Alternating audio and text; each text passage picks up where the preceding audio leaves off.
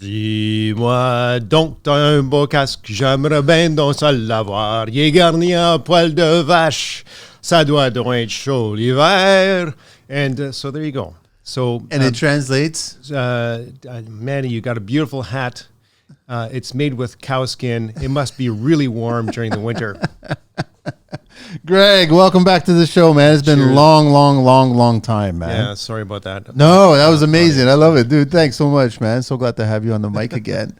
It's always a pleasure because it's kind of like being in class again, but not in class. It's like being on the job site with you. Yeah, that's kind of how we met. I'm trying to figure out exactly. We did. We met on a couple of your job sites, and I remember going out and doing some tests, and we were, my business partner and I were figuring it out. You and your business partner were, you had already figured it out, and I was, I questioned. That's all I did. I questioned. You did, and you were constantly sharpening your pencil, and that's what I really appreciated. Just seeing the kind of work that you were doing.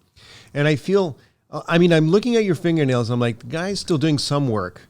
No, I was doing something interesting on the weekend. I don't want to divulge exactly what I was doing, but it involved a black spray can of paint. Okay. And then I had to get a second can of paint, and then I had to get a third can of paint.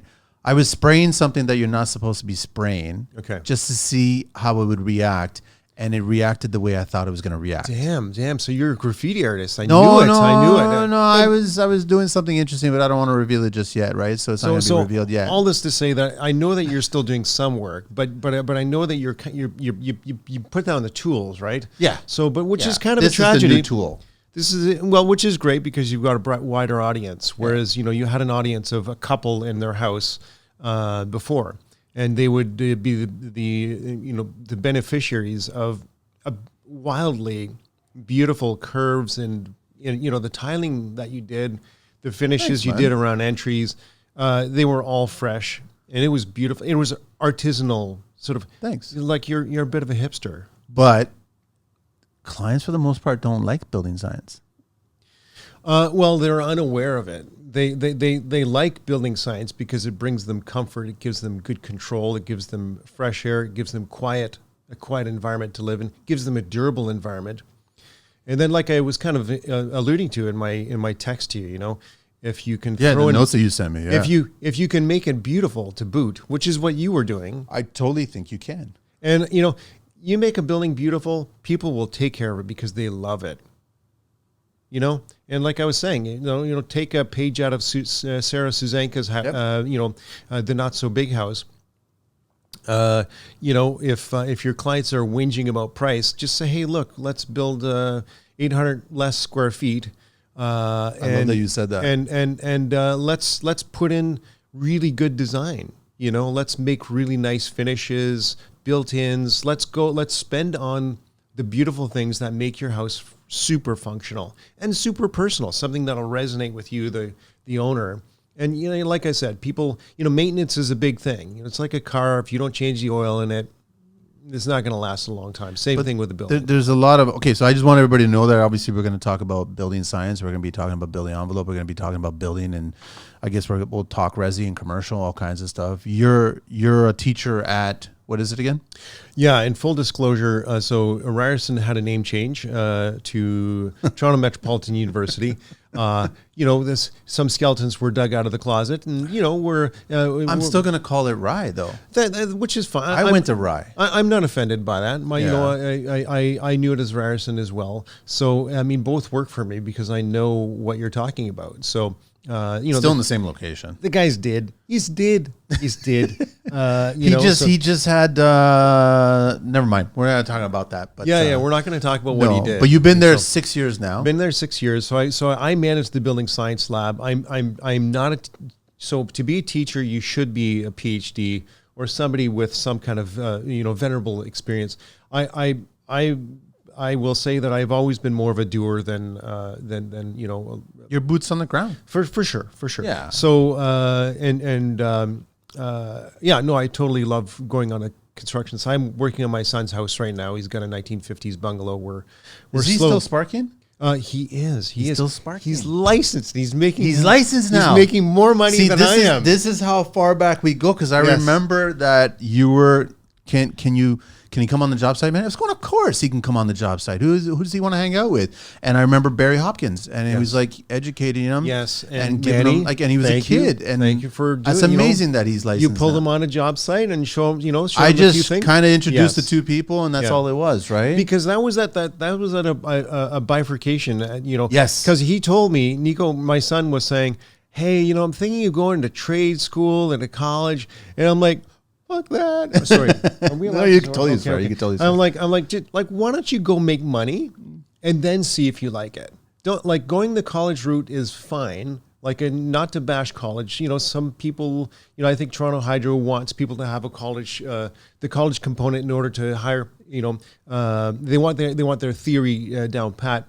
But I just said, go the traditional methods like all my brothers did, like just go out in the field, learn, rough and tumble. And it was rough, How old was he when he went in? He was probably... He was a teenager. 19 and a half, 20, he was in that sort of range.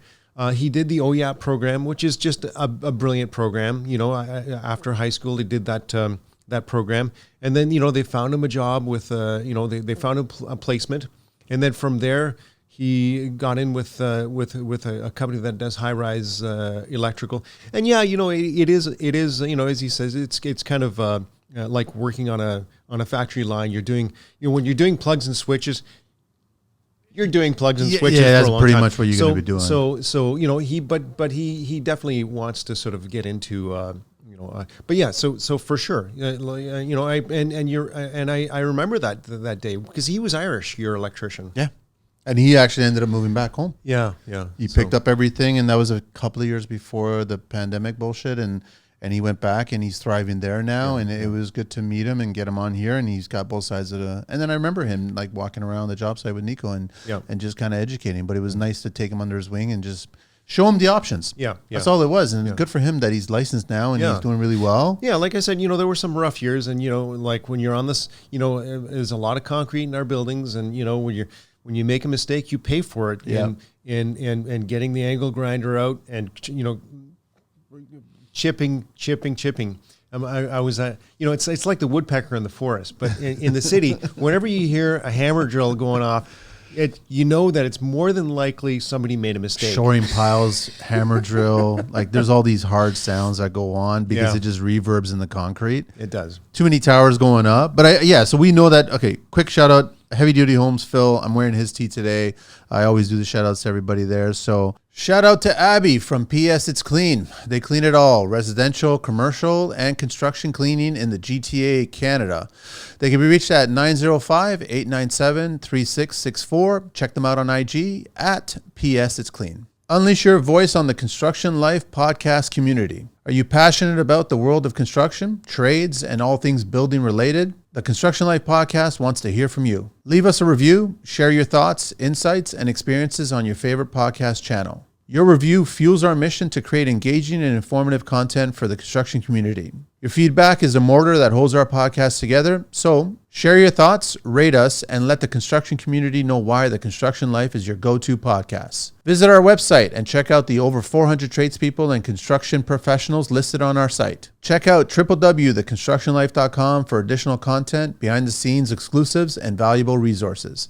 Dive deeper into the construction world with articles, guest profiles, and more. Follow us on social at TCL_The Construction Life. Subscribe to our video channels on YouTube and Rumble. Check out our link tree and find exclusive discounts for listeners. The link is in the IG bio. Join the conversation on Facebook, the Construction Life community. If you can get me a Toronto Metropolitan University tee, do they have tees? We do. Yeah. I'll wear it. I'll totally wear it. I'm going to work on that. I'm going to work on that. If there's a budget for it, I guess. Yeah.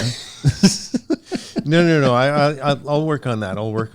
But I like doing the shout outs, so that's why. But I've ever since my hardcore Reno black t-shirt. Do you still have it? I still do. I still have it. I still see guys who have like ones from way back. Probably they're 10 plus years now. Yeah, no, for sure. And I'm thinking now. I'm like it's kind of getting tattered, like it's almost in the rotation, steady rotation for pajamas, Try wearing them on the job site and they get snagged all the time. They get ripped and then all of a sudden they become rags and they're probably going to become collector's items eventually, right? I don't know. Like, hey whatever. Man, you never know. I handed out thousands of those things and people were still wearing them, using them, which is all good, right? So that's back in the history. But you know that when we first met, I was always conscious of the building. And the problem is, I think one of the interesting things that you said the last time you were on the show was educating me about building systems. So I know that we have the marketing machine.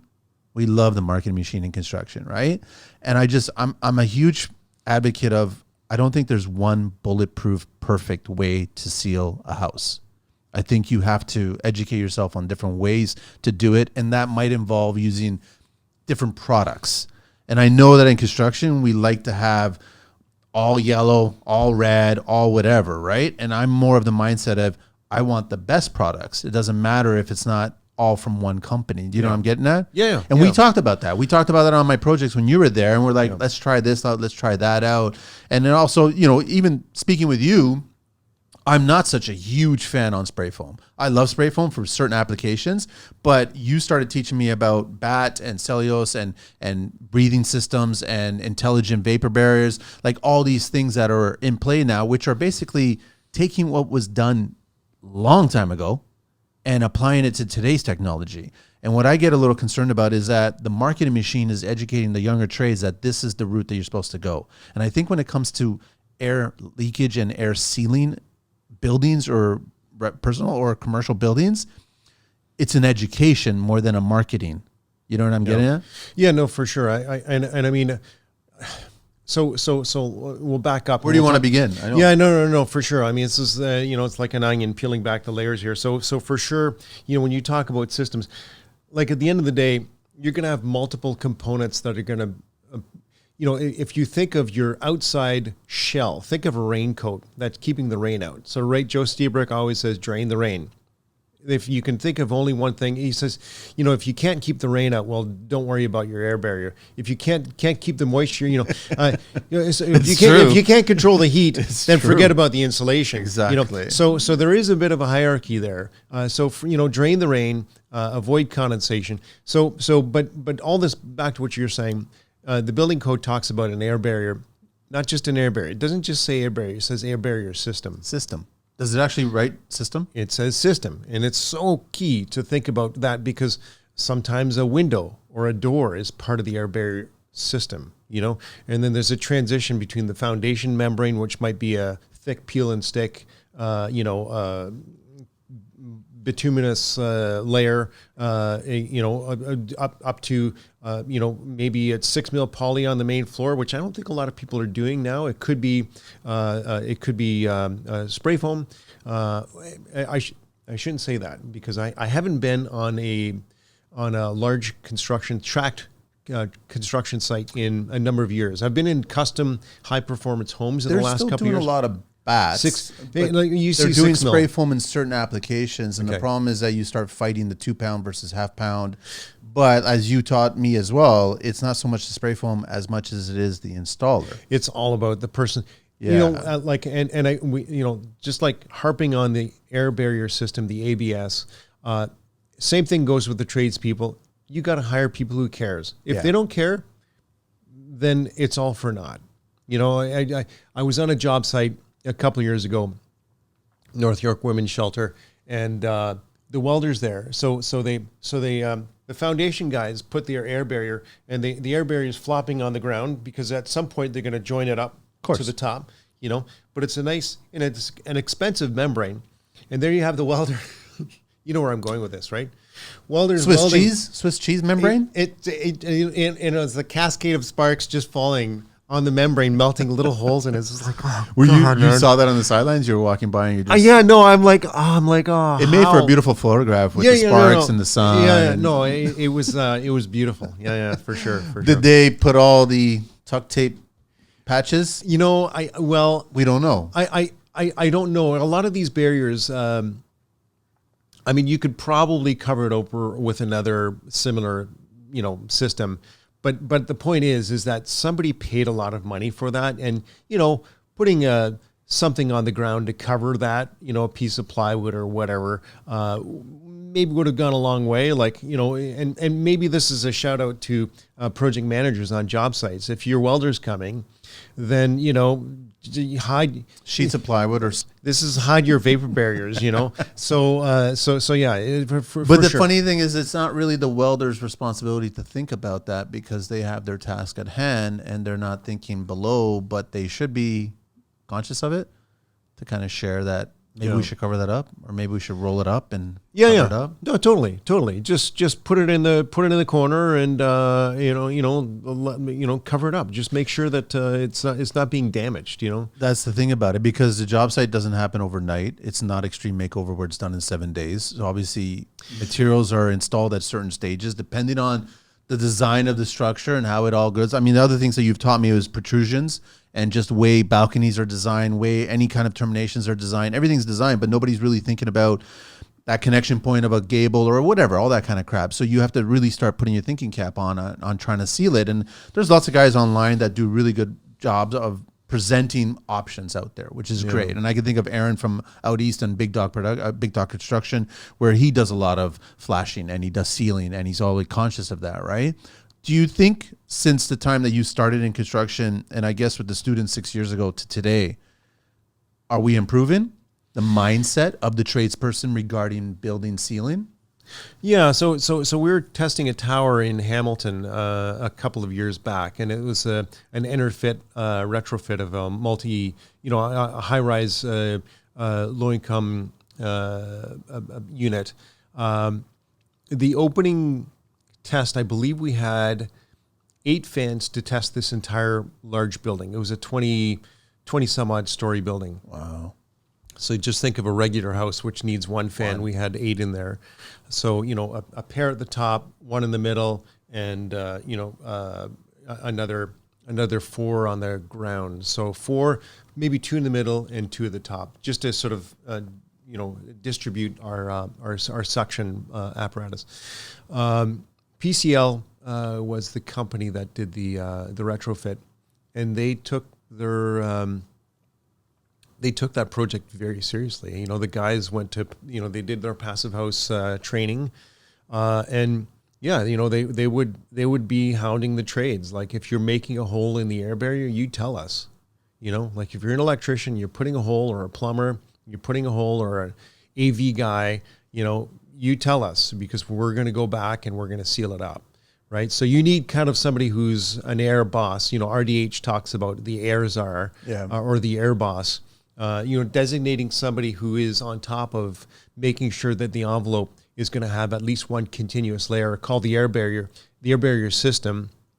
And whether that air barrier system is a membrane on the inside, transitions to the outside, it doesn't matter. But all the trades on the job site need to be able to point to, that's the air barrier. That's the air barrier. If you think of a fish tank and you're putting water in it, that glass and that sealed silicone joint, that joint, that silicone is part of the air barrier or the water barrier in a fish bowl. Yeah. It's the same thing here. So you have all the trades start changing their mentality and thinking about it. So yeah, to answer your question, I see some progress. It's slow coming. I think the building code is loath to. I think there's a lot of powerful developers that are resisting better quality. Insured better quality, saying, well, we don't need to test our buildings because they're already good quality or whatever, So I don't know what the driven by money. Well, I think so. Expediency, has to be, right? Expediency. I was pushed off a job site. It was for an Energy Star development in Brampton. Where somebody bought a 100-acre parcel of land, was developing it, and throwing up, some 150, gargantuan houses in that farmer's field, and they were all supposed to be Energy Star. I had a couple of them fail, and the project manager on the job site, he was like, "You're fired. You're not coming back on the job site." And I was like, but you didn't hire me. Like, I mean, what do you mean you can't fire me? I'm just telling you the score. I mean, it's like I'm measuring a 2x4, and your 2x4 is only, you're telling me it's 8 feet, but I measured it and it's only 6 feet. So whatever. Did they get their Energy Star? No. Well, I mean, there's things they could do, right? So they have to go back and plug up some holes, right? You know the routine. Yeah.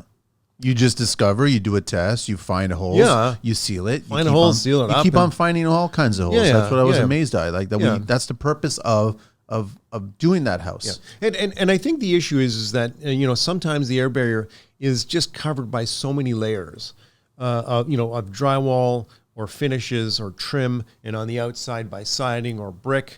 And it's like once your air barrier gets buried underneath all of those cladding systems, either on the inside or the outside, it gets harder to remediate. And, you talk to a guy like Gord Cook, who runs the company Air Solutions. What's the name of their? They have a product where they'll atomize latex caulking, and then they'll blow it. Yeah, with aero barrier. Aero barrier, yes, thank you. Well, I was actually invited, and we had them on the show. Okay, good. I love that product. Yeah, his son was running the business there, and so that's kind of one of those Hail Mary sort of products that might actually help you, if not seal ductwork, which is it was initially designed for sealing ductwork in a retrofit application. Yeah. Brilliant at that. You a fan of it?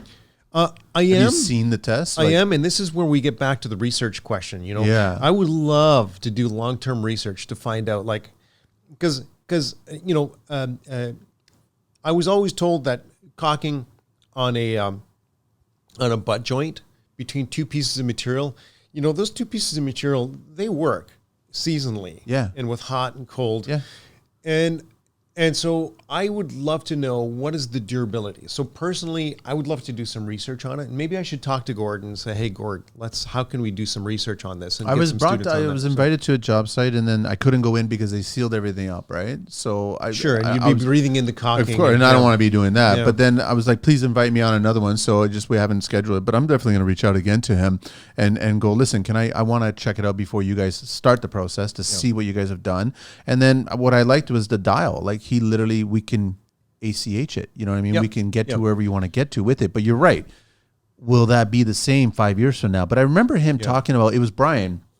He was talking about they've done 5 or 6 year tests. Okay. And they've seen the data still hold itself. Good. So that's a good sign, because now that's a brand new dwelling. And then that's when you get the most movement. Yeah. Those first 3-4 years, right? Yeah.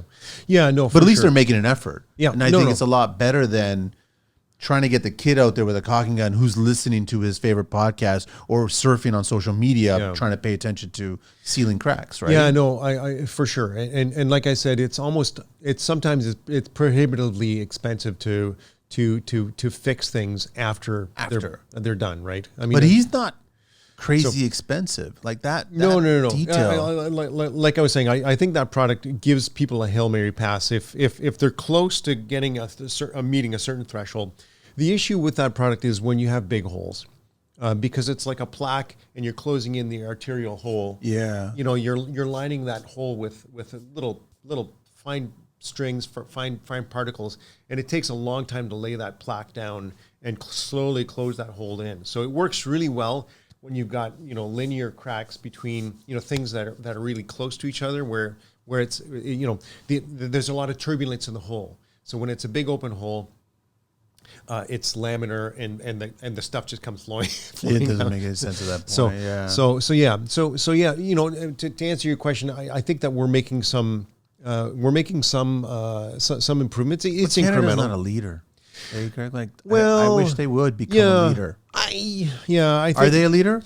Yeah, I mean, this is it. And I think that this is the messy thing about democracy. We have, the pendulum swings from one side to the other, and believe it or not, the United States, doesn't matter if there's a Democratic or a Republican in House, they've actually had consistent funding, since the Jimmy Carter era, Carter days, for solar panels on the White House days. Yeah. I mean, they did take the solar panels. I know. So Reagan, make no first mistake. day, get rid of those things.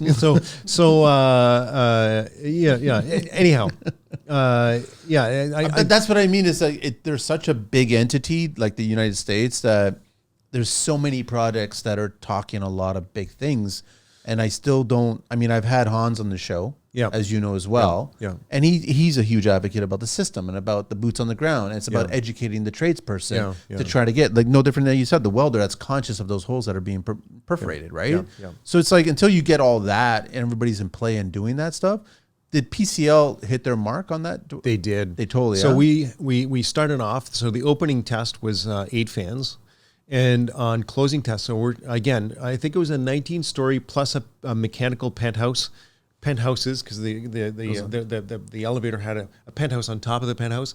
Guess how many fans we needed to depressurize the entire building? How far? Like how many? We only needed one fan for 19 stories plus for a 19-story building. And it was a podium level that was big and wide. So who was the hero there? The air boss there? Like, yeah. I mean, the guys at PCL, the project managers on the job site, were brilliant. Yeah. That only benefits the end user, right? Yeah, they get superlative comfort. They get a more quiet building. You know, if you live anywhere near a highway, you know, like at nighttime, like I know when we had older windows in our house, I installed a triple pane window, and immediately I noticed a huge difference in the amount of noise. And that feature alone sold me on triple pane windows. I'm like, there's no way, because I installed some double pane and I installed some triple pane, and the triple pane made a huge difference. So I'm not going back. I'm not going back to double pane. What is it, like 50% more money? 10, 15%. Yeah, it depends on, yeah, no, it's not that huge. I mean, the issue is that the IGU becomes very heavy, and mechanically you need a lot more structure to hold it. So there's no doubt about it. You know, it's 33% heavier. You know, it's bulkier. And so you need, you know, closer spaced hinges. You know, if you've got casement windows, things need to be a little bit. But, you know, the Europeans have got that figured out. They totally figured it out. And generally speaking, you know, if you go to something more robust, like a fiberglass window that has a lot more structure, you know, not only will the window be more, the window frame be more durable, but because there's less movement, because it's fiberglass, it's, you know, it's less prone to expansion, contraction. It will be more durable by definition, as opposed to vinyl, which can be a little bit relaxed. And if you add a colorant to vinyl, you know, sometimes it can be, you know, it'll supercharge your construction business with Connecteam. In the fast-paced world of construction, keeping your finger on the pulse is essential. But who has time for the little things that consume most of our day? Upgrade your business management with Connecteam, the ultimate digital toolkit for construction managers and tradespeople. Why switch to Connecteam? Effortlessly track employee clock ins and outs. Ensure your team is aligned with their tasks. Make sure all safety PPE are being addressed and confirmed. Receive real-time updates from the field through digital forms and checklists. No more drowning in manual tasks. Step into the digital era. Connecteam offers a seamless platform to elevate your business management, giving you the freedom to focus on your growth. It's not fiction, it's Connecteam, your go-to platform for 2023 and beyond. Check out Connecteam at www.connecteam.com and on IG at Connecteam app. They can overheat and distort. Yeah. So is it true though, Greg? I would just confirm, because I think that's what you taught me, is that triple pane primarily is the sound, or is the efficiency? Well, it's both. It's both, right? Yeah, it's both. I mean, that's just the benefit of it, you know, is like I said, the sound. Sound for me is, you know, when you come home, you don't want to hear, you know, we live on a pretty quiet street, but, you know, we're a block and a half or 2 blocks away from Keele Street. And, you know, you can hear the dump trucks crashing down the hill, you know, just north of Bloor there. Yeah, you can, you know, when you go home, you want quietness. Yeah. I mean, it just helps. The other thing is, you correct me if I'm wrong, but spray foam is terrible for sound. Spray foam can be, because it's so rigid, the sound travels through it. It conducts sound. Whereas something dense and heavy like rock wool, which, you know, is floppy and heavy, you know what it's like when you're putting that in the stud bay, it just falls out on your head, you know. Yeah. But it will trap sound transmission. It'll absorb, because it's flexible. It'll absorb the. But you know, it has to be installed properly, and sound propagates through air. And if you've got air movement, again, air sealing your envelope is going to stop noise from coming in from the street. It's going to stop moisture from migrating one way or the other. There's just so many benefits. You know, keep the humidity in the wintertime, keep the humidity out in the air conditioning time, during the summer.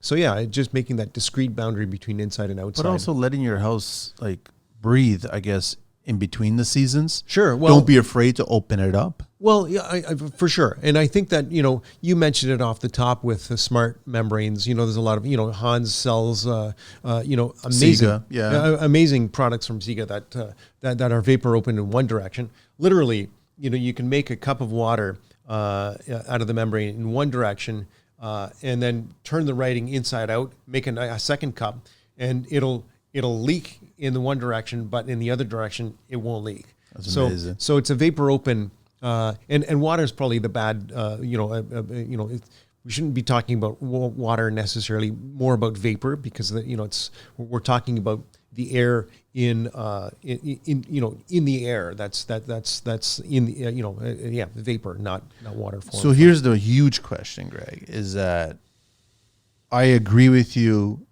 build the home smaller, more comfortable. But how do you do that in North Americans' mentality, where we want to we've had plenty of architects on the show, like you can never have enough square footage. It's bad enough that they hate the fact that the wall itself takes square footage. You know what I'm talking about, right? I do, because we have to make that wall thicker. Why? Yeah, that's part of our square footage. So, and this is where I have a soft spot in my heart for renovators as opposed to builders. Builders who go to a farmer's field and have tabula rasa, right? They've got a blank canvas, and it's just like you can be the Mozart, you can be or the Picasso, you can do your own thing, but the renovator isn't given a blank canvas. No. They're given like, you're gonna have to paint over a little bit of lead paint over here. There's some brick. And by the way, you're gonna have to make your canvas on top of this asbestos. Okay, so just make it work. Okay, and of course, it's like you've been given a hand of cards. You're at the table as a renovator, and but they're not showing you what cards you have. So you have to start playing, and only as you start playing do they start showing you the cards. You're like, oh shit. Like that's what oh man, and that's where things just mushroom out for renovators, because you don't know what you have until you start gutting the place. Especially in Toronto, when you start opening up the homes that are 100 plus and you start discovering what's been done over the years. I guess what was the flavor of the month that time of year when people were trying to push? I mean, for example, CFLs.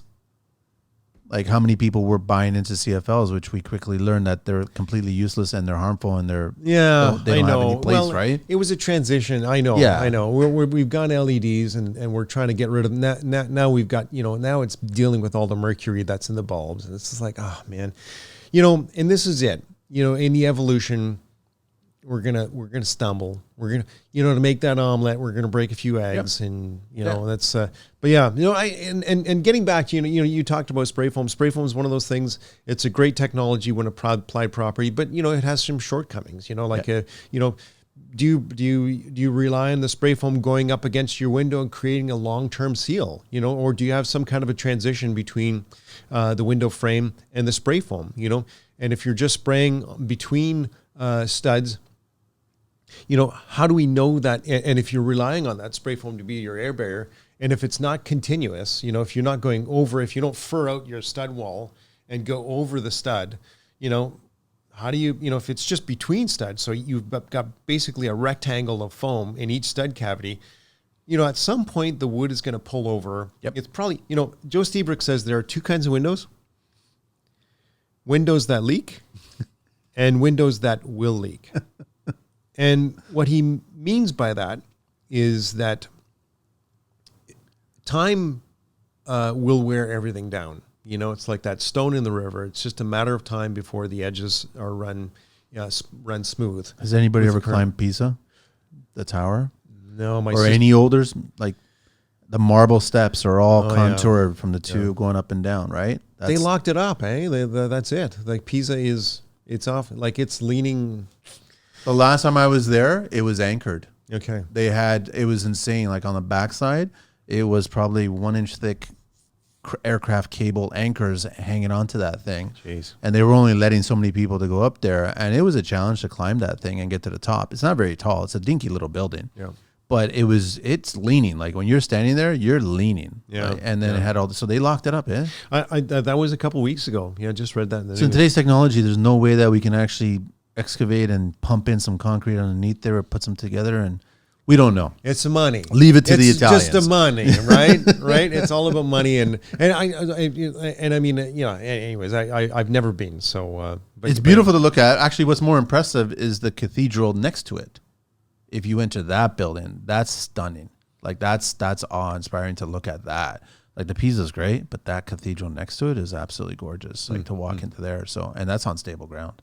That's not leaning, but well, I went to Europe for the first time. For the first time, I think I was telling this you was earlier. recently because when I spoke to you, in September. I'd love to come back on the show, but I gotta go away. Yeah. So I went there with two sisters and a brother. We did the whole trip, north of France, and like I said, retracing the steps of that original ancestor that came from France, Pierre, 1647, and finding a plaque in the church, touring the war memorials in the north of France. Such history. Being pulled over by a cop in Belgium because I was mowing down pedestrians in a car-free zone. Out of my way. They stopped you? Out of my way. They stopped you? They stopped me, and I was like, oh no. And were you reprimanded? No. I rolled down the window, and he starts talking to me, and immediately, I launched into my best Windsor French. Windsor, Ontario, of course. So the French has become dilute, which just pisses them off even further. Dilute. No. No, it didn't. No, this is amazing. It worked because he said, monsieur, les règlements sont les mêmes en France comme ils sont ici. And I was like, he thought I was French. And I was like, well, there you go. Brother and sister speak as well? Oh, yeah. Everybody? Yeah, in our own little patois. I thought maybe but I've got one sister who's really my twin. She lived in France for a couple years. And, we learned the custom, that you got to know. The first thing you say, you don't just launch into a question like, hey, where's this? You start every conversation with, bonjour, monsieur, bonjour, madame. And then you ask your question. That interchange, the French are really particular. So crap. Yeah. So there you go. So the church next to Pisa Tower is the thing. Take a look at that if you get a chance, right? The unfortunate thing is just lined with tourists. No, not tourists. Little huts selling you anything and everything that's associated with that tower. Yeah, and it's weird. Yeah, it's the same thing with the Eiffel Tower. And we went in the off season. And I was just stunned by, the bridges. It was just like... Well, the Eiffel Tower is beautiful to look at a engineering feat. It is. Like I was on the belly and I was looking underneath, and then every floor I would just stop and just check it out. And I was just like, this is insane that they built this way that long ago. And on time.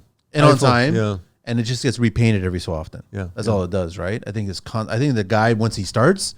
he just goes right back to the beginning and starts repainting it all over again. It's just constantly being repainted. But these are beautiful structures. But I'm sure that you can be in Belgium.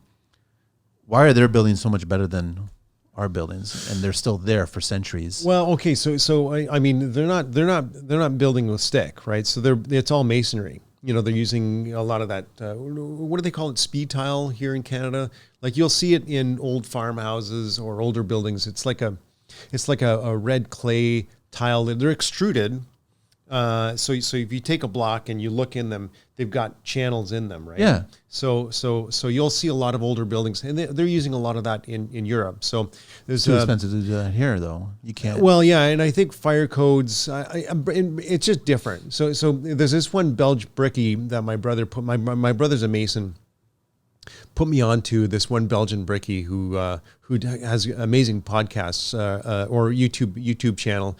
And you just see him, just rebuilding an arch or whatever. But yeah, all of the stuff, it's all masonry, But they're of course including a lot of insulation, air barrier layers onto it as well. But yeah, for sure, we spent a night in Bruges, and just that old architecture. That the building you're in is like 600 years old. But it's also, I guess, when you walk in there, the air is different. Like it just feels.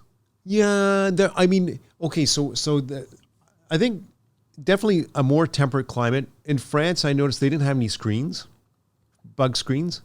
And bugs. Toilet seats were optional in France. Toilet seats were toilet optional? seats are optional. The bowl was still there? So that's one of the things when you cross into Belgium, they're a little bit more civilized than the French because they actually have toilet seats regularly, and then you go into the Netherlands and it's but yeah, no, but yeah, the windows are a lot of operable windows, and the windows just stay open year round, so there's, like I said, there's no bug screens in France. And I just wonder if the climate, if they're saying that the conveyor belt, what do they call that heat, the large conveyor belt of heat in the ocean as the warm ocean currents come towards continental Europe and England in particular, bring a lot of warm, moist air for Britain. Look at a map. They're not getting any more sun than we are. In fact, they're getting less. London is more far north than Toronto is. Of course it is, yeah. And so in terms of heating degree days, I mean, if that stops, I mean, they're going to get a lot of cold weather. And what happens if in France they all of a sudden get lots of rain and the anyways, I'm just like, at least we have screens in Ontario, and we've like the black flies, mosquitoes. We've got any number of blood-sucking critters in Ontario that are stuff. So But I mean, that's why I did a post recently. Or I did a show recently. I was just talking about how we build here for boxes to stay stuck in these boxes, versus other parts of the world, like in Europe, they build to connect nature with your box. Like you have it opened up so you can connect with the two. And I think that's where the basic difference is, because your home is so stable and so comfortable. Over here, we're constantly fighting to try to make it that way, but for the most part, I think we talked about this on the site a few times. Most homeowners leave their windows closed year round and just navigate their climate control systems. Mm-hmm. They go right from heating to cooling. Yeah, I mean, this is the weird thing about our climate in Canada. We don't have the luxury of a dry, for instance, did you know you could build a passive house more easily in Edmonton or Calgary, for that matter, than you can in Toronto? I would believe that, yeah. And it all has to do with the amount of sun that you can harvest, right? It's sunnier in Calgary, in Alberta in general. In the prairie provinces is a lot sunnier than it is here in Toronto. We get a lot of gray days, so we don't get that solar. You can have as much south-facing window as you want, but I mean when the sun's not shining through the clouds, then you're not getting that heat coming into your building. So yeah, you're not getting that net benefit year in, year out, or on a daily basis. I remember when Hans, he was talking about it, how it wasn't that much more expensive to do a passive house. Yeah, and the problem is getting it certified, and I don't think that I don't think I think that building using the passive the concepts of the passive house standard that's the important part, is just using all the logic, all the science behind that, leverage that to your advantage. And then as far as, make it, Green Building Advisor, I'm trying to remember the editor's name at Green Building Advisor, Martin Holliday. He talks about the good enough house, and the good enough house basically leverages all of the great ideas of passive house. It makes a house that doesn't need like 6 inches of foam underneath the slab. Put your 2 inches of foam underneath that one slab, and then take the other 4 inches and put it under the next house. So all the things that are made out of carbon based, use it responsibly, and make a good enough house. So his idea is make it tight, ventilate it right.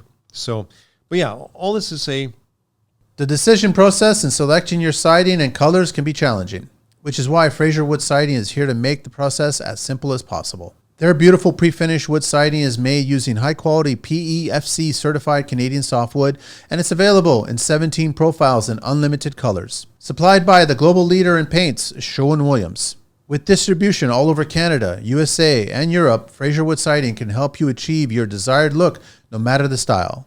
Visit their website, www.fraserwoodsiding.com, and check out their products online. You can even request a sample directly from the website. Simply click the Request a Sample link and fill in your information, and your sample will arrive in just a few days. Fraser Wood Siding, get inspired. That our season here in Toronto, getting back to your question about, our window for opening windows is really small because we go from Not for me. We go from cold to humidity, and my wife and I, we finally, just last year, we had an air conditioner put into our house. I've lived without air conditioning now for my entire life. So this is the first house that I live in with air conditioning. And I will say that, the basement has always had that small, and my basement's fully insulated. It's always got that slight moldy smell. I've got 2 kids that as soon as they come home from university or my son from his place, they get a blocked up nose. And as a building envelope guy, I just feel so sad about it. I'm like, how did I fail my children? But definitely controlling that humidity in the summertime and stopping that mold from happening, and elevating the surface temperature, making sure that the surface temperature of all the surfaces inside your house are at least at a, more than, 13, 14 degrees Celsius. Because otherwise, that basement slab, my back basement slab underneath the kitchen, it's insulated. It's not heated, okay? Whereas the front of the house, it's all original. There's no insulation. Nothing at all. So the heat is constantly be drawn out of the house, and those surface temperatures get cold, and it's just a matter of time over the course of a summer that mold starts growing on the tile. It's tile. I don't have carpet anywhere near the basement floor, but literally you'll have mold growing on the tile. And it's not a lot. It's enough to just remind you that, But it's just because you're noticing what the house is doing, and that's why it's. Yeah. Is it worth demolishing that slab and insulating it? Yeah. Well, I mean, if I was to do it over again, I might. Okay. I like Manny, I think that you and I can be humble enough to sort of say, I've had a few regrets of some of the stuff that I've done, and would I go back and do it differently? Absolutely. Like I regret not putting in an HRV, at least plumbed in the ductwork in the main and basement of our house, just to get that constant ventilation, get that air moving around. I know you've taught me that I'm a big fan of skylights. Yeah. Right. But I know that you're not particularly keen on the tunnel skylight, and I don't do that. I try to vault up the ceiling to get it as high as possible. Yeah. But I do notice that I have far fewer days of using any AC. Like the AC will only kick in when it's around 28 to 29 degrees, but because that skylight is still circulating that air, and that's why once the temperature gets to a certain point, windows are open, skylights are open, you're moving this air. Right. Okay. So that strategy is, how old is your house? 80s. 80s. Okay. So it's insulated. So just regular pink. Yeah. And but at least, so the top 2 floors of my house are still, it's still, 1913. So double brick. Double with brick. brick. So I'm getting to it. Okay. Don't give me that look. It's great. Take time. We've only been in the house 25 years. We talk about, because you'll have to sacrifice, I guess, that space, right? Yeah. That's the problem. Yeah. You talked about that earlier. You said, and this is the problem, especially in, when you're dealing with, and that's where I started my whole diatribe on my sympathies go with renovators, is because in renovations, the renovators like, we'll just fur out with 2x6 to meet the building code, and the homeowner like, wow, you're going to take out my. You're going to add another 3 inches. Technically 7.5 inches, I guess. You want to stay away. Subtract what was there, go back to the brick, and then, so there's, maybe 2.5 inches of from the paint in, maybe an inch and 3/4. So at least, take that. Would you have to go 2x6, or could you get it with 2x4? Oh, no. I would probably do something a little bit more creative and go heavy on a higher density R value. So I would go with something like a foam board or spray foam. And that's the application that's perfect for spray foam. For in my opinion, a lot of people, and I'm a tree hugger, but a lot of tree huggers would be like, "Oh, Greg, shame on you for using a carbon-based foam." And I mean, the good to and I kind of feel like, okay, well, these are some of the compromises we make, and at least now the global warming potential in the new varieties of spray foam is significantly lower, if not GWP of 1, which is what you.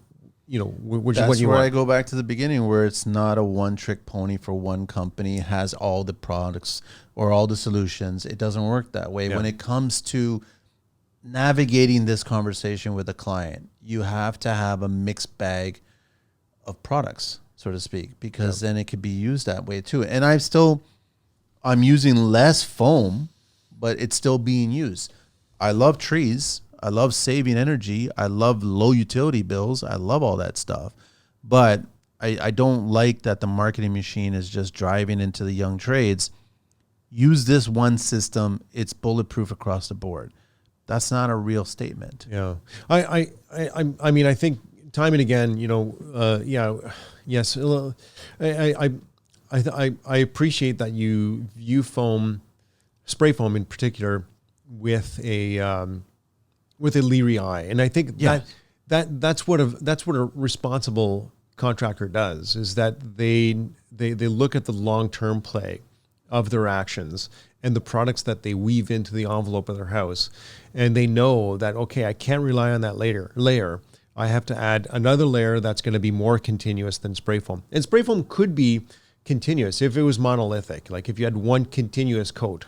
But it's rarely applied like that. But that's more commercial applications, where you start seeing it happening on the outside of a structure. On the outside. And the whole thing is being covered. Yeah, and all the anchor points are just the being brick left. ties are out there. Yeah. Right? So that makes a lot of sense, but that's not custom resi. No. And I just think that, sometimes HGTV is at fault for doing this, because they just mandate, we're going to spray foam. So it's all tight. Yeah. Perfectly great. Everything's wonderful.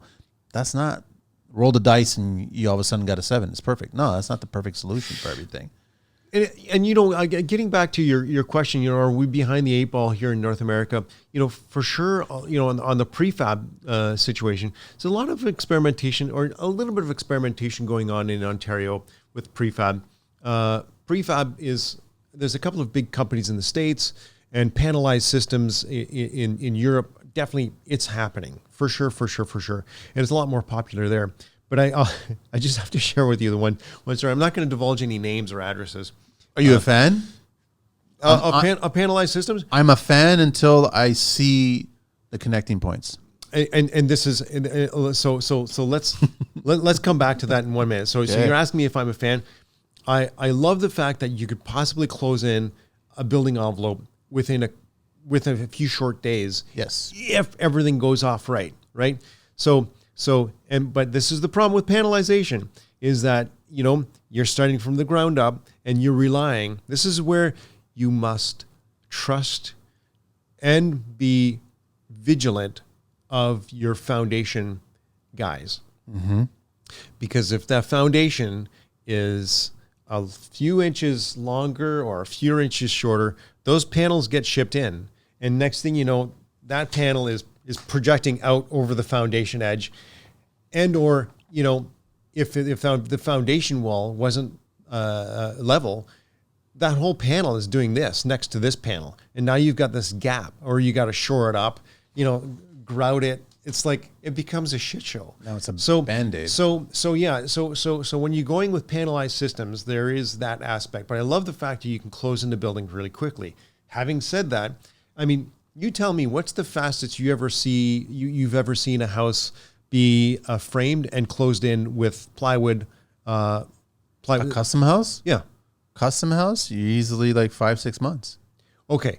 But 5-6 months just to frame. No. I'm talking about get it to roof, windows, exterior cladding. Okay, so I'm just talking about If you're just talking about Mother Nature and just the roof itself, framing and roofing, just putting on the sheathing. 6 weeks. 6 weeks. That's pretty fast. Yeah. That's pretty fast. So You can get it framed. You get a good frame. Frame after the foundation's done. You can get it framed and the roof on. 6 to 8 weeks. You're shedding, you're dried in. You can store some stuff inside, somewhat secure. Your windows may not be in, but I mean, you can cut your windows. You can cut the sheathing after the fact. Yeah. So all this to say, my story about panelization. So here's the situation: custom house. They tear down the old bungalow, and build the foundation. I think they used ICF in the foundation, which is fine. Brought their membrane up, and these panels came in. So they were. It's a traditional wood framed house. So platform frame, right? It's all the stuff that we all know. Platform, and then on top of that, you got your wood framed wall. So they crane in these pieces that already have the air barrier on the outside, and the air barrier is beautifully wrapped, like a Christmas present. Okay, and it's beautifully wrapped, and all 5 sides except the face of it. The face was wrapped with something else. Okay, and it was filled with rock wool. So these get delivered to the job site, and so now these panels are maximum, maybe 8 feet wide. 6 to 8 feet wide. So there's smaller panels that are coming off the truck. They're flying them in off the truck and putting them on. Now comes the shit show. So now these are just individual panels with a beautiful European weather-resistive barrier on the outside that is also the air barrier. So each one of them, as a separate component, has an air barrier It's a beautiful piece of sample. Now we have to knit all of those pieces together. So somebody has to come by after that fact and tape between all those panels. Okay, Roll, tape it, press it in, roll it, make sure that the adhesive is pressed in. And I always say, it helps if you can make your air barrier look tight and organized like a Christmas present to like somebody special. Okay.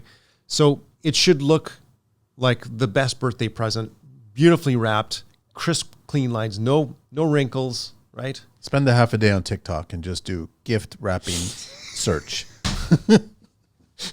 That's your education to seal a house. Okay. Exactly. I get it. Exactly. I understand it. Make it but that look doesn't nice. happen. Make it look nice. Okay. So along comes the junior guy, the least, probably given to some labor. It's like, here, take this expensive roll of Swiss made tape and just put it on there. And this guy's like, kind of like just jamming it in there. And it looks like a shit show.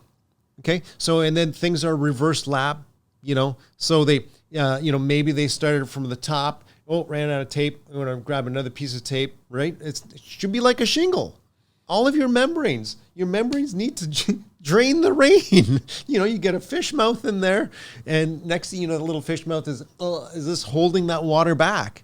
And it's just a matter of time before the was rain there gets nobody on site that understood all this, or I went back to this job site many times, and we're talking about it just got worse and worse? an owner that loved building energy efficiency. They had an architect, and yeah, it was just sad. It was sad because, and consistently, when I would go to the job site, the architect would be there, and the builder would be there, and I'm saying, okay, guys, which of these two is your air barrier? Is it the membrane on the inside or the membrane on the outside? The architect would say outside, and I'd talk to the builder, and he'd say, no, it's the inside. And I was like, holy fuck, who's on first base here? Like, really? You guys, this is a shit show. And right until the last stitch of drywall, it was just flirting with, getting close to, the target air leakage rate. But something, it could have been executed so much more simply. So all this to say that panelized systems have the promise of being able to deliver a superb building envelope.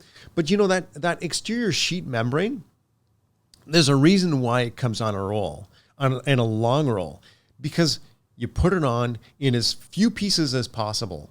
You know, you need two guys. One holds the roll, one's sticking it, you know, peel and stick. Two guys that are aware of what they're doing. Two guys that are aware. You can't just throw the junior and just get this done. Yeah, and you then need to educate them. Lap your joints. Lap your joints so you're draining the rain, just like a shingle. Like everything's got to drain, even under the brick or under the siding. Everything, you know, their flashing guy. They had a flashing guy that was brilliant.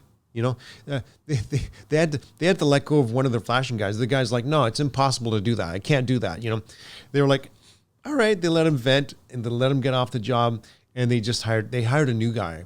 This new guy just made beautiful pieces of flashing to accommodate, you know, the layers of insulation, because the flashing had to join underneath layers of rock wool that were put on the outside of the building. So I thought, like, especially window guys that I've been noticing, they're better educated now. I mean, like, it wasn't that long ago that window openings didn't have anything. It was cut the tie and tape it back and then drop the window in place. And you have those corners all exposed with bare wood. Now we're getting a little more savvy where some sort of membrane's being applied, hopefully with a primer, and then rolled, and then dropped into place the window and properly installed at that point, right? Yeah. Which is nice to see. Yeah, no, that for sure. You know, the what they call the transition joint between the rough opening and the window frame. Yeah, I mean, that joint is so key. You know, if it's one of those primary joints that just takes a beating, because the envelope is moving at a different rate than the window is, and it might see rain. It'll for sure see heat. It'll see cold on one side, hot on the other side. It'll see humidity. You know, there's gradients in temperature, gradients in humidity.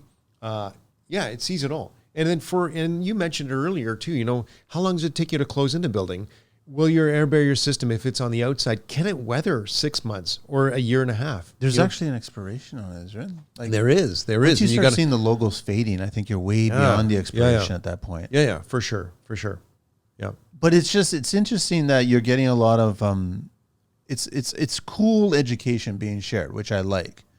But also there still needs to be an understanding of those trades, whether it's the framer, the cladding person, whether that's a mason or a siding, the window installer, like, and also having I think every build, first of all, should have a person like you, a consultant. You should have, that's part of it. Like, you've got the architect, you got the designer, you got the builder. You should have a consultant. You should have a building consultant talking about what we have to be conscious of. Yeah, or at least have the project manager on this. You know, the site super project manager on the job site. That person, you know, they got to take charge, and you know, I've been thinking about this. It'd be kind of fun to have a blower door training session, because I do feel if you're a medium-sized builder, you should probably own a blower door. I agree. Invest in a blower door. You know, maybe you find it on Kijiji. It doesn't have to be measuring quality, you know, high precision. What you're looking for is just a fan to identify air leakage, and I'll leave it out there. You know, if any of your trades people want to contact you and they buy an old blower door off Kijiji or you know, on eBay or something like that, and they need it to be fixed or whatever, I can help them get it up to snuff. A lot of, you know, it's a good but point, also Greg. But also having training. Like if you wanted to organize a builder training session in the lab at TMU, I'd be really happy to sort of pull something like that together in my off hours. You know, I can come in on a Saturday or something. Well, we'll figure it out, because it's like, I think that makes a lot of sense to have that tool in your arsenal. Yeah. No, as a builder, and say that you're aware of it too, that you know how it works and the purpose behind all of it. Yeah, because you can test an individual window. Like I can put in I could put my blower door, if I have my own blower door, without this, the consultant, because what you want to do is you want to avoid surprises. Yeah. And if you want to test something, you got a new, let's say you've got a new type of tape that you're using between your transition joint, and you want to test your method. What's better? Is it caulking? Is it spray foam? Is it is it tape? which one of them will be the most durable or the most effective, or is my technique in doing it an effective seal? Well, you can literally take your blower door, put it on the bedroom door of that one room. You'll be able to see right there. And just put that one room under pressure, and then get on the outside. You can buy a smoke pencil online for, a couple $100. Oh, there's plenty. And plenty of stores even that sell something that smokes. Yeah. No, for sure. I test windows. I test windows professionally for air and water penetration. I've done that for a number of years, and I've done 6 months ago, this past summer, I was testing windows with a colleague. So yeah, still trying to keep sharp. So which is good that you're doing that. Get out there and test buildings. I want to ask you, Greg, do you find that all of these laneway and the ADUs that are being built now that it's all passed, they're building them a lot tighter than homes were being built, or are they just going way over beyond? Can you go way over? It's a good question, and sadly, the last laneway house that I tested in the city of Toronto, that was maybe about the time that I knew you. And really? So I don't have a lot of current information. Most of the testing that I'm doing now, if I'm doing any physical testing, it's actually on larger buildings, commercial buildings, either windows or most often, I got a bit of a side hustle where I help a couple of guys do a big building envelope testing. It's kind of my specialty. Not a lot of guys do it, but Have they figured out the problem with the balconies being stuck out and sealing those things? Yeah. Okay. You can make it rain and that problem goes away, right? So when I bring up the laneway, because there's a lot of on-site panelization going on to get those two side walls that are right next to the neighbor's garage, where you've got no space whatsoever. So it has to be completely done. Yeah, and then everything's got to be overlapped so you can connect it to, right? We had a neighbor of ours in the High Park area. She was just stunned because her neighbors got a permit to build an ADU in their backyard, and they're handing them out like candy. And she was like, "Oh my gosh!" Like, so I went back there and I was like, "Holy shit! They're building on the lot line." Like I was just like right there. Like I thought there was how come you can't do that with houses? Yeah, it's a good point, but they haven't passed that one yet.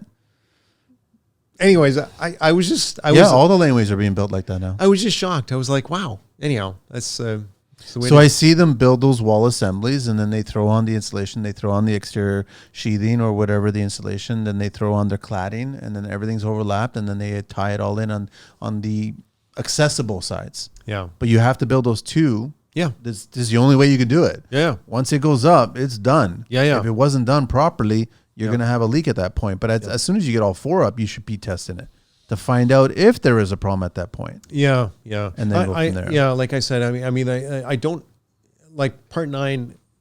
Certainly in the OBC, it's not mandated that you have to do an air tightness test. And like I said, ironically, it's the lowest hanging fruit that anyone is ever going to have in terms of building envelope energy efficiency. It's like even more so in large buildings. But I mean, in low rise, if you're talking, let's say it costs you, I don't know what the running rate for a residential air tightness test. You can probably get it as low as $300 stuff. But like I said, if you're a builder, just buy your own. Buy your own gear. You do yourself. You'd actually look like a rock star at that point. Yeah, no, for sure. You could test your own stuff or share it with a couple of building envelope companies or building renovators. You can share that resource. Buy one amongst a dozen of you, whatever. You all network together. Yeah, that makes a lot of sense. Yeah, OHBA should maybe consider there's a little bit of shuffling going around there these days, eh? Okay. I used to teach there. Well, we had Luca Bacci on the show, and then a few months later he was resigning, right? So okay, a lot of people resigning. Yeah, no, I remember I was doing for their new builders. I was teaching building science and project management, and did that for a good 5-7 years, and but that gig ended. It was interesting to see the face of builders in the GTA change. I got, like, Greg, you correct me if I'm wrong, I get the sense that if you want to be a good builder in Toronto, one of two things happen. Either you keep on fighting the battle to be a good builder, and when I say good, I mean build properly seal it, build it efficiently, all that stuff. Or you just become like every other builder, the majority of them, and you become the villain because the profit takes over at that point, and you basically feed into OBC. OBC, as you know, it's not perfect. It's behind, and it needs to be improved. But the truth is that if we started forcing a lot of these builders that build tract building and condos and everything like that, like we've seen this shitstorm that's going on in condos and how it's built and how things are just cut corners. And there was a recent video where I saw where a whole ceiling was falling down. Like, so we don't even know how things are being built because they're quickly, trades are not speaking to each other, site supers not speaking to each other. Like people are not paying attention. So if you try to fight that battle, you'll eventually become the villain, or you're going to continuously fight that battle for the rest of your construction career. I don't know how many people that want to fight that battle. I tried it over and over, but it was always, the battle was always lost the moment that the clients wanted to get the money placed elsewhere. And I'm talking about decorative. Like you said, like earlier on, you could still make a beautiful system home beautiful. Like you can fit it with all these finished nice trims and all that other stuff. But it's hard to educate the homeowner. I think it's easier to educate the trades. They want to try, but then they're going to have to try to charge you more now because they're going to spend more time. Mm-hmm. Like every mechanical trade is going to have to be conscious of where they do their runs. We talked about that when you were on my sites. We talked about best routes for mechanical, rerouting certain things because of because of the envelope, right? We like, these are all conversations. So you could sometimes see it in certain trades when they're on the site and their wheels are spinning their head going, this is just going to take longer. I'd rather just come in here and just drill, install, get my done, like pass my inspection, my rough, and then move on to the next stage. Yeah. But then you get this other builders that are like you and they want to build consciously and they want to make an effort. But how many battles can you fight that? Attention contractors, welcome to the future of construction resource management with our platform, where you can easily buy, sell, or rent tools, equipment, and materials with fellow contractors. Say goodbye to wasted time and resources. Need that specialized equipment for a specific project, or want to earn extra income from your underused resources? This platform has you covered. With its user-friendly interface and a vast network of trusted contractors, you'll find what you need or make your resources work for you seamlessly. Join the construction community that's changing the game. Visit them online at altlaborsolutions.com and start optimizing your resources today. Alt Labor Solutions, where contractors connect and resources thrive. Yeah, it's a good question. I know of one renovator who's been pushing. He's been fighting the good fight for years now. Who's that? Greening Homes. Greening Homes, yeah, totally. Yeah. So Chris Phillips. I've seen him go through like feast and famine. And it's like. Has he been on the fence of like just? I got to change my business? Well, he has definitely changed the way that, he used to have staff. He used to have a cadre of staff. It wasn't piecework. Mm-hmm. He had staff that he would just pay an hourly wage to, and they worked a 40-hour. And I think that that it's cost prohibitive. Yeah. You got to find the client who buys into, his brand of renovation. High performance, yep. And low carbon type of deal, type of approach. But there's a price tag to pay for that. And I think that for sure for premium builders, especially over the last couple of years, with prices going, it speaks to the dysfunctionality of our system, of the way we procure goods over, like right down the, you couldn't buy HRVs because there was a chip shortage. No, I know. Mechanical equipment. There's still hiccups in that, still getting. This it's still a cop out for some thermostats. Is like no, we don't have or waiting for that. I don't know. Is the longshoreman strike finally resolved in BC? Or? I have no idea. Okay. Anyhow, so yeah, I'm probably not the right person to talk to, but my guess is that fighting the good fight, it's it's hard when, like when you have kids or, if you've got a mortgage to feed yourself, You're running a business and you're trying to, like we've had some great conscious builders on the show here talking better ways of building, but it's a fight that you are constantly going to be fighting with the homeowner. When you go in guns a-blazing, you want to build this forever home properly and make it last generations totally. But then you start talking about a 10, 15% budget increase.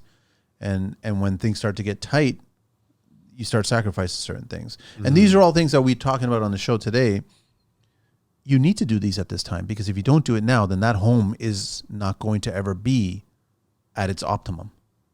Like, it's way too expensive later on to do it at that point. Yeah. Yeah. And there's no reason to do it at that point. I would object to doing it at that point. That now is the time to do it, to figure out the ceiling, the membranes, the windows, the insulation, the slab, the roof, all that stuff, right? It's front end loading, right? Yeah, it's 100%. In your design, in your design approach, you want to don't hobble yourself. Like, think of the future, and that's what maybe separates a good builder from a mediocre builder. Is a good builder just thinks about that whole life cycle, the durability of the envelope, the ease of maintenance, and like, well, I was thinking of putting in solar panels. Like, is that tube going from the attic to where a future battery bank might go, or run on the outside. Anyways, maybe that was a bad example, but yeah, just future proofing your house, I think is certainly would be a great thing. And again, I think there's lots of stuff. I wanted to ask you. I'm always a renovator than a builder. I've never gone into the world of building. Just that's a different mindset. I think there I would become fighting a battle that I will never win, right? Because I'll always try to build it better. I think one of the first conversations we had, I was like, I'd love to get a track home, buy both of them exactly the same, don't get any upgrades whatsoever, buy it right off the builder, and then go into one of them and completely change everything, rip out all the drywall, change all the insulation, change the windows, add an HRV, like all that shit, and just prove the difference between the two structures, right? That never happened. I don't think the government's ever done that. But if you were to just be conscious about doing that one single room, if you're doing a remodel and you're doing a renovation and you want to just do one room, is that still better than doing nothing at all? Or is that wasting dollars and wasting time and effort if you're just furring out that one wall or those three walls belonging to that room, and you're trying to figure out more bat or more insulation in the attic or whatever, if it's a second floor room? Is it worth it to do just the one room? Yeah. So if I understand you correctly, you're asking the question is, if I've got an old house let's say I've got that bungalow uninsulation in Etobicoke, strap in or Scarborough, and so for sure, I think that if you can only afford to do one house or one room at a time because of time constraints or finances, then do it. My brother, one room. My brother was doing that down in Windsor. He's a shop teacher, mechanic by trade. He's now works at a local high school, shop trade. So summertime, he's guts like one room, insulates it. I agree with you. I do that. But then he'll leave a flap of membrane that he can pull over on the next side, right, and continue that membrane, right? It, yeah. So it's all about just making sure that you've got that long-term plan, and where that. Just get your narrative arc for your renovation. How long are you going to stay in the house? Because if you're only going to be there for 5 years, then forget it. Like go to Cuba every summer or every winter. I don't know. I know, but when we're talking about doing these systems and building the homes better and being more educated, I throw out the forever home argument. Like, it's not going to be our forever home, so we shouldn't spend it. Because the thing is, at that point, it's 10, 15% of the budget. That's the increase of it. So I don't think if you're spending, let's say you're doing a second story, $100,000 on your rental. Let's say it's like a bigger master and you're doing an ensuite, and then you're doing a nicer bathroom for the kids, and then you're just doing the trim in the kids' bedrooms, and that's your second floor. $100,000 budget. It goes to $110,000 to $115,000. Now you could properly do the attic. You could probably do the windows. You could probably even fur out the walls, add more insulation. I think it's worth it.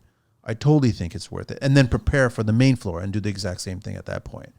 So, but I think it's like, I joke on the show where I want to create like a leaflet, but it's becoming fast, a phone book thick of things that homeowners need to be educated about. And I think that you taught me this, where a thermal cam, a smoke test, once you see a dwelling that you're renovating, you're working on, and you see where smoke is coming from, you can see holes that you can't see. You can only see it through the smoke. But also the fact of that thermal cam, where you're walking around and you're seeing what's hot, what's cold. Yeah. And especially it's beautiful in the colder seasons, right? In winter months to actually do that. Once you start absorbing that knowledge and you're realizing what's working, what's not working, that's information that needs to be given to the homeowner to explain to them that's where your 1015 is going. Yeah. And the benefit associated with that, where how much time do you spend in your house in the winter months, in the summer months? How much time? How many more people are working from home? We learned all that through the pandemic. No kidding. And then they quickly realized that a home wasn't feeling good for them. And they were feeling like, I don't want to be in here anymore. I want to get out. Well, that's because your home is not breathing right. And so there's something wrong with your home. You didn't hire the right builder to build a house properly. So I think that you got to educate the homeowners first about the potential. Yeah. Little things. Well, yeah, no, for sure. I think that's the problem right now is where the market is shifting, and slowly but inexorably shifting. Like, so for instance, now since 2012 the code changed, where we went from bathroom exhaust fans to now you need heat recovery in your bathroom, in your exhaust, in your ventilation system, and you're putting in an HRV, right? So I think since 2012 the building code has been you need an HRV. So those are the kinds of changes that just take a long time to trickle through, and because a homeowner doesn't understand. So for instance, so you can install an HRV that is just added to the ductwork of an existing furnace. Yeah. Right. And it just piggybacks on the ductwork of an existing furnace. Well, there's real compromises to doing that, as opposed to having a fully dedicated ductwork system where you're treating the ventilation with, a huge amount of respect, and you're saying, okay, we're going to have, we know that each bedroom is going to get a supply of X amount, over the course of the entire year when that unit is running. Yeah. Of course, when it's unplugged, it doesn't run. And when you don't clean the filter. And when you don't, exactly. Mm-hmm. Maintenance is everything, right? But when you piggyback on an existing furnace, then you're blowing air into an existing ductwork, and one part of the house is gonna, we don't know which.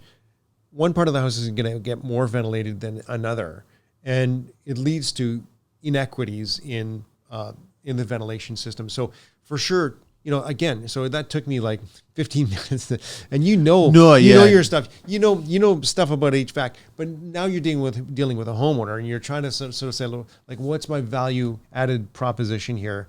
And so you need to, you almost need a fact sheet for every aspect of a house, But none of it, Greg, looks pretty.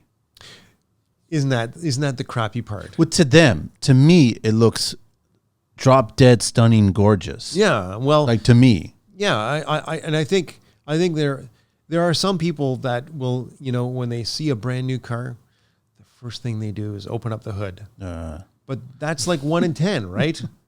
That's 1 in 10. Like that's me. I might go in there and say, "Oh man." I get the same feeling when you walk on. Look at the turbo on that floor and the basement, and they're within 1 degree of each other.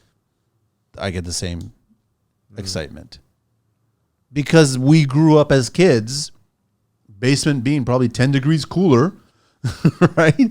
And then the second floor was like 10 or 20 degrees hotter, depending on the season or whatever. Yeah. It was just like that was so norm. And then when we started achieving our work. And you start doing testing, and you're getting AC, and all of a sudden you're looking at it, and you're going, "It's within 1 degree, man." Yeah, it's amazing. That is amazing. That is amazing, especially if it's a sunny day outside. Yeah. And I mean that is the litmus test right there. The worst thing I have in the summer months is when I go in the backyard and I hear all these ACs just kicking in, almost like a belt-driven generator, You know that sound, right? I do. Because And it's just like one after, dum, dum, and then it just kind of kicks in, and you're like, one house, two house, three house, and then it's usually the same homes that you start seeing the roofs and you start seeing the rafter lines, and this is it. The old square ACs, the old the old North American boxes. Cool Right? Was it Cool Right with a K? Cool Right.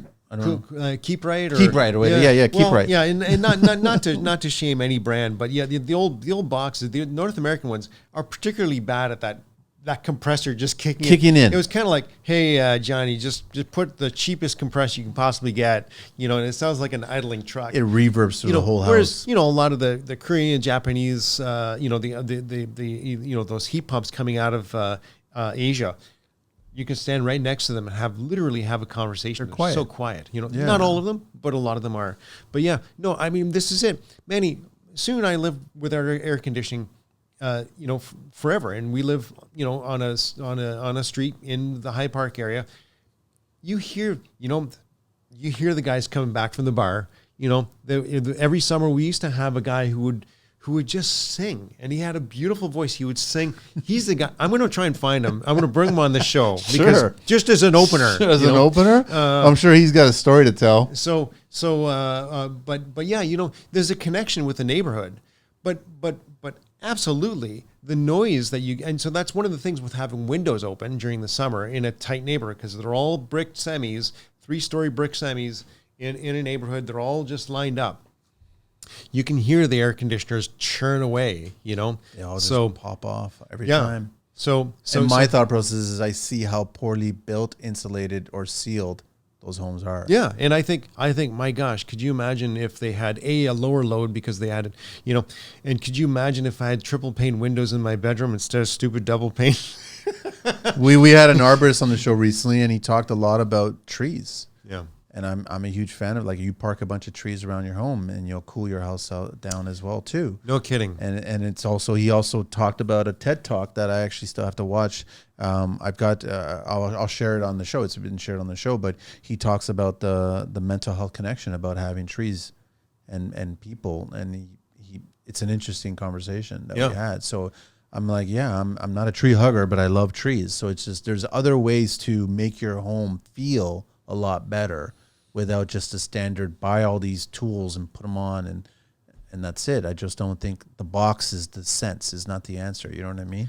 It's amazing when you just think of the chemistry going on there. A tree, normally all that sun energy would just hit the building surfaces and be converted into heat, into waste heat that then eventually penetrates. After 3 or 4 sunny days, that heat is just penetrating your attic and is starting to make you uncomfortable on the top floors of your house.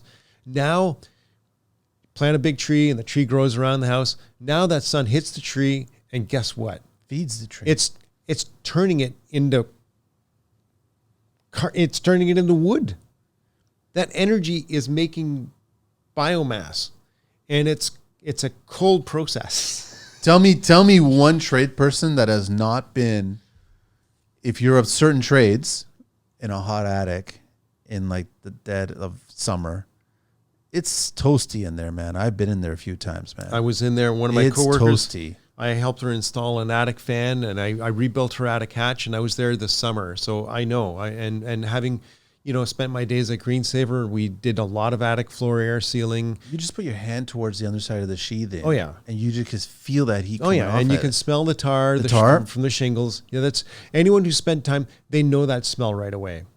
So we know this. You have the education. Like, there's the tools that the basement, the slab, the roof, the walls assembly, the windows, all the protrusions, like termination, everything like that. Like these are all things that you should be discussing with the homeowner. And I think that as a builder, as a renovator, I think you should come up with your own sales plan, not to sell them on this, to educate them on this. Yeah. And then it will sell itself. Yeah. Right? They'll be aware of that, whether it's going to be a 5-year or 10-year or forever home, right? But it's going to be the comfort of the parents, comfort of the kids, comfort of the dog, the cat, comfort of everybody. That's what the home is supposed to be. It's supposed to be comfortable. It's not supposed to be uncomfortable, right? That's it, bud. We got to wrap it up, Greg. I think we covered quite a bit. I could keep you all day, man, just talking shit. Sorry. No, like it's almost a class. And there's no beer involved. No, That's there's weird. no. There used to be whiskey, all kinds of stuff here. But when the kids come to you in your class, I just one last question before we get into the 10 questions there. What do they want to achieve? Like, what's their goal? Like, why are they taking this class? Do they ever tell you? Yeah. So the program at TMU is a graduate level program. So a lot of them are architects. Some of them are practicing engineers who come back to actually do a Master of Building Science. Good for them. Yeah. And so I think what a lot of them are looking to do is they're looking for a career shift and just to position themselves into something that is a little bit more meaningful for them, so a better match for them. But, I won't pretend to make a story up for everyone, but I think a lot of people see this as a quick way to get a degree that can bring a non-engineer into equivalency pay-wise with an engineer. So if you've got a Master of Building Science, you can make as much money as a PEng, or maybe an EIT, an engineer in training. Okay. But you can stay in lockstep with them, and that's one way to get a technical job without becoming an engineer. So yeah, because it's a technical trade, and there's a lot of holes in like figurative holes in the way that we design and or construct our buildings, where we need people knowledgeable in building science to sort of, when I go out there with my inspector hat on to try and figure out, like, okay, where's this leak coming in? Yeah. It's a foundation wall. Why every time does it rain do I get water flooding my carpet? Or only when the wind is coming from the north do I see condensation forming to the point where it's dripping through this one window. Like, why? So trying to sleuth out those things, you need a certain amount of background knowledge to try and properly put your finger on it and pronounce a diagnostic. So, but yeah, as we're sharpening our pencils and we're catching up with these standards in Europe, the passive house standard or whatever, I think that we do need more education. So I guess there's you could look at it two ways, where if you built it correctly, you'll see the cause and effect of it. If you built it incorrectly, you'll see the cause and effect of it. You'll totally see it. Durability. Yeah. That's all it is, right? Yeah. Is Nico going to build his own house one day? Well, he's Has renovating. He talked about it? He's renovating his own house. Is he renovating his own house already? Yeah. Good for him. Yeah. So has he already started building his team? He's got one of each trade? Or is he tackling it all? He's an electrician, man. He's not a magician. Well, see, that's the problem, is that he comes from a long line of, my dad was an electrician, and I have 5 brothers, and they're all in the trades. And so he can get them on site. Well, we've had them come down. Like I go to the hardware store, and next, the whole plumbing stack is like from the roof right down to the floor is cut open, and the one Mason brothers cut a trench in the floor. I'm like, holy shit, you did this while I went to go get everything is out. Anyhow, that's how it works, Greg. Yeah. You ready for this? You never did the 10 questions. That's how far back you go. Oh no, I don't think so. I didn't prepare. I didn't even send it to you. So this will be interesting to get your opinion on these, but they're not hard questions. They're not building science questions. They can be.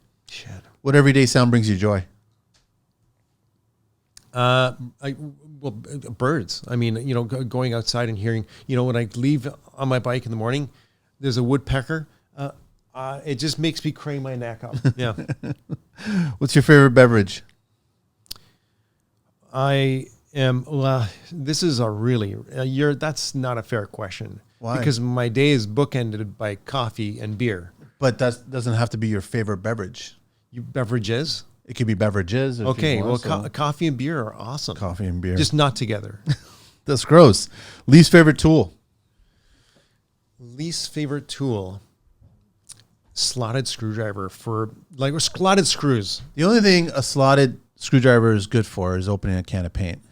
It is like man, oh man, useless.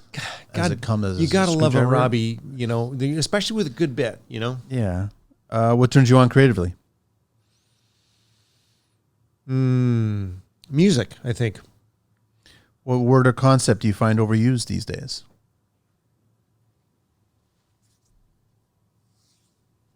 Word or concept, I think that's a good one. The first name that comes to mind is woke, but not for the reason. I think that we can all be civil with one another. It's in our nature. And I think we can all look and we all stand to look in the mirror and ask ourselves, like, what can I do to improve myself or to understand some other human's plight? Because I don't know how someone else is suffering. Of course. What's your favorite curse word? Tabarnak. What's your favorite vehicle in the entire world? Any kind of mode. Well, it's probably the car that works. That's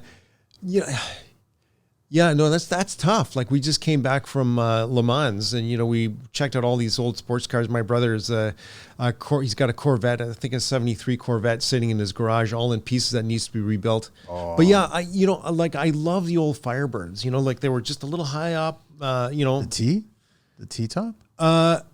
With or without it, yeah. I mean, they just had that nice, even the old Mustangs. Not the new ones. I don't like anything new. No. I don't like anything at all. What do you miss from your childhood? When's the last time you've been on a swing? I got you on that about a month ago. Shit. Like that. And I got high. That feeling in your guts. I got high. Is just exhilarating. Yeah. It's people were walking by and looking at a middle-aged man on a swing and probably wondering, something odd. But yeah, we saw the swing and all of a sudden, let's get on the swing. Yeah. We just went on there, right? So yeah, it's it's something that you should never It felt forget. normal. Yeah. It went right back. Yeah. If you could master another skill outside of your own, what would it be? Mandolin. I'm trying. I want to play at the local pub, but I just... Are you working on it? It's like... I got a mandolin at work and I got a mandolin at home. So there's no excuse. But the mandolin at work, like, I pick it up maybe once every 3 months. It's terrible. I need to get on Do it every day. 10,000 hours. Do 10 minutes today, 10 minutes, whatever. I know. My twins asked me, she's like, we're going to learn a song together. So we're going to play together. Last question. If heaven exists, what would you like to hear God say when you arrive at those pearly gates? Good job. Here's your beer.